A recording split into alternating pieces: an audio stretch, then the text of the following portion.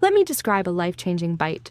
Golden, craggly crust that looks like a topographic map of Flavor Mountain. You bite down, crunch! And beneath that shatterable armor, chicken so impossibly juicy, it apologizes for every dry piece you've ever suffered through. This is Rosemary Buttermilk fried chicken. The recipe comes from Thomas Keller, 3 Michelin stars, the French laundry guy. But this, he learned it from his mom, shaking chicken in a brown paper bag. Fine dining, meet childhood. Step 1, the brine.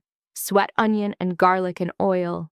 Add rosemary, salt, water, lemon.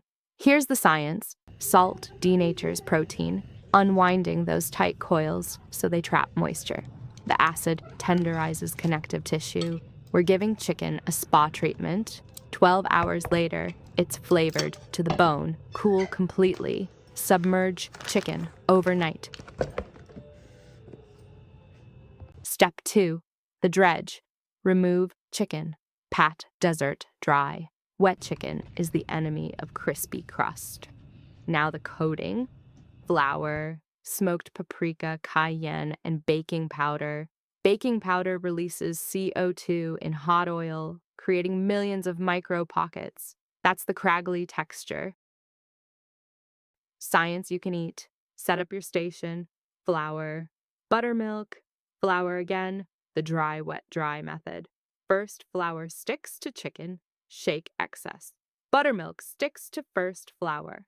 Let drip. Second flour sticks to buttermilk. Here's the key. Press it in. Pack that armor on.